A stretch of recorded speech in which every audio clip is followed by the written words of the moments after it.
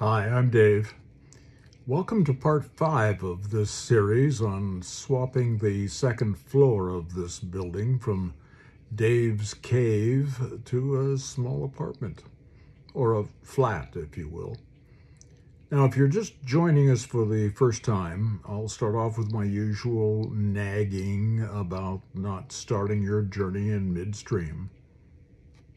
There. I've not only mixed a metaphor, but I've given myself the opportunity to point out that this part of the video is beginning to look a bit like a billboard with all the messages posted on here. But each is a link to a previous video, and for those who are seeing this for the first time, we would all be happier if you were to stop here and then go to the first video in the series and then follow along in chronological order. Now, for the rest of us who have already paid our dues and have dutifully watched the first 4 segments, here we go.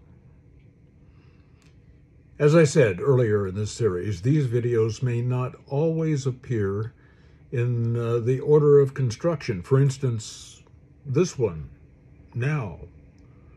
While I've mentioned the new cave in passing, I haven't really addressed it yet. So let's do that now. If you've been following the series from the beginning, then you know the original cave was displaced by the need for a bedroom in the new apartment. After looking at 2 or 3 options, I decided to move it downstairs. One of the bays down there was pretty much unused because it was in the back corner of the building and just too hard to get the larger rolling stock into. As a result, it attracted all kinds of clutter and became virtually useless. So that's when I decided to locate the new cave in that space. I'll get out the magic tablet to show you again what I came up with. The space is a different shape, a little over 8.5 feet wide and about 17 feet long. So it took some reconfiguring to make it work. In the first place, I was building new, and I decided that, well, it needed a bathroom. So the back wall is home to a small loo.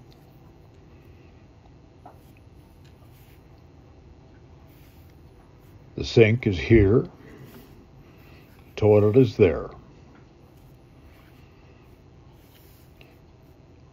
The rest of the room is open and houses pretty much the same stuff as the old cave did, just in a different order. On the other side of the door, there's a cadet heater right there. Then there's a table. Moving down the wall, the queen-size hide-a-bed / couch. Another table. The floor lamp in the corner. And the recliner next to the entry door.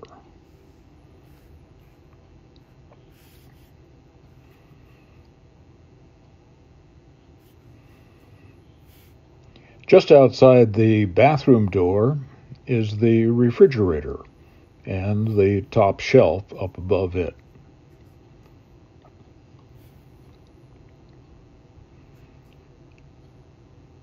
This other wall is going to be the home to all of the displays I had before, including the pachinko machine.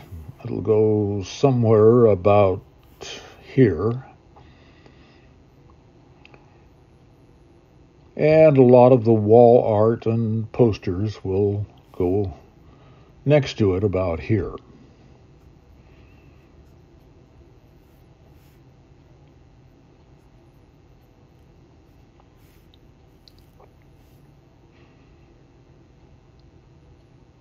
So, that's about it.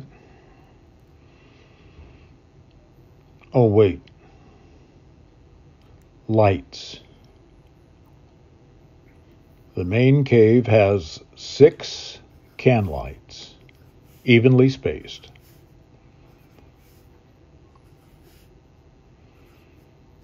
The bathroom has a mini can light over the toilet and a bar fixture over the sink. So now, that ought to get you acquainted with the new cave. Construction began in mid-November, and the framing was finished pretty quickly. The structure is basically just a box within a box, so it wasn't difficult. The ceiling of the cave becomes a floor for storage, so we really didn't lose a lot of storage space, only now, instead of being on the floor, it's on the roof of the cave. The framing was followed by a combination of plywood and sheetrock on the outside of the structure, plywood on the roof and the end wall,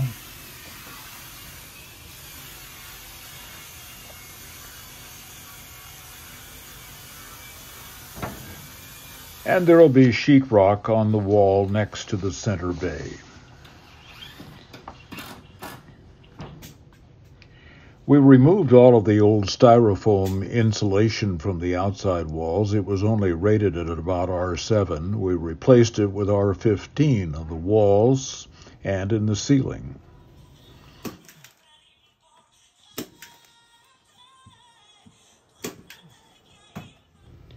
Once the sheetrock was in place, it was time to call on Juan once again for the taping and mudding.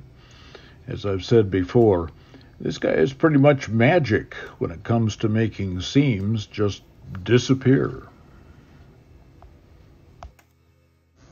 The old cave was unique when it came to the interior walls.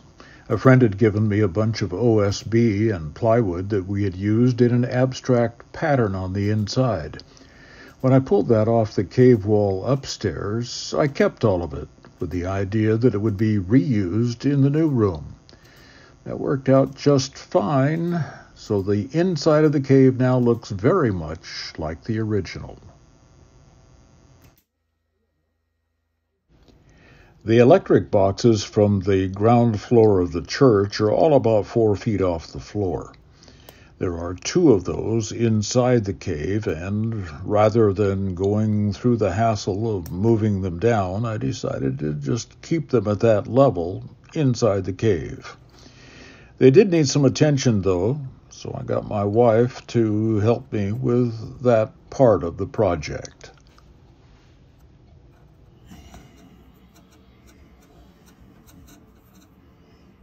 There it goes. What does that do? Just ties them all together. So they'd just be neater, or? Why? So they'd be neater looking, or? Yeah, I need all of them. To fit in that box, right? Yeah, but I need them all tied together electrically. And I have these 2, which will go to these 2 plugs that are going in here. I see. At this point, I think it bears repeating that I am roping the whole project, the apartment and the cave, in metal-clad number 12 cable. MC, because at one time we had a rodent problem in the church, and those critters love to chew on Romex. We no longer have the rodents, but I decided to use MC even so. Better to be safe than sorry. And number 12, so that I can run 20 amp circuits throughout the structure. That way I have plenty of power. Okay, now, whites go to silver, blacks go to gold.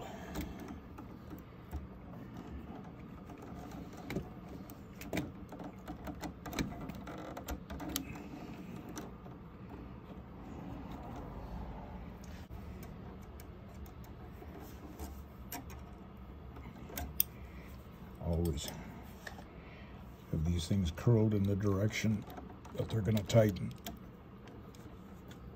It's a good idea. Each box has 4 outlets, or 2 duplex receptacles. It's kind of a hassle making up the boxes, but it's nice once they're done. Now you gotta stuff them in that box, Well, right? before I do, I'm working with a metal box. I like to do this.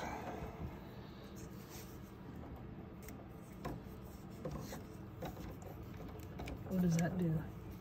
Just keeps them insulated from each other and from the box. It keeps them from shorting out, grounding out. Is that just a trick, or is that what you're supposed to do? Yeah, it's just a trick.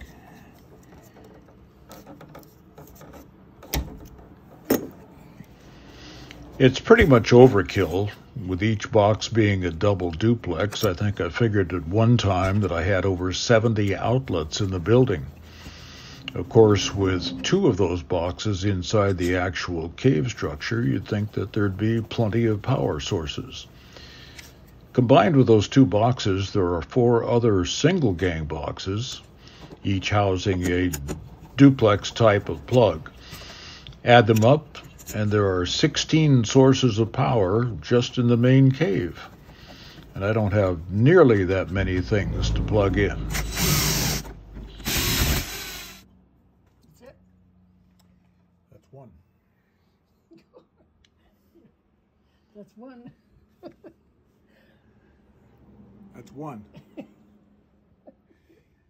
And on that note, I'm going to end this segment of my ongoing tale. Suffice it to say, I did get more of those boxes completed.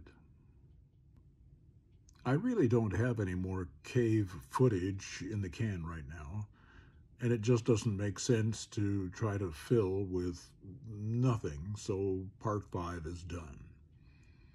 I do have a lot of material, however, ready to go for part 6, so that will be coming up fairly soon. Before I say goodbye, however, you knew this was coming, right? I'm going to ask that you subscribe to my channel. It's that bothersome little red dot that's been hovering around the video the whole time. Clicking on it won't get rid of it, but it will allow you to ignore it because you subscribed. There's something zen-like in that, isn't there? Okay, that's it. That's enough of that. Subscribe, right? See you in part 6.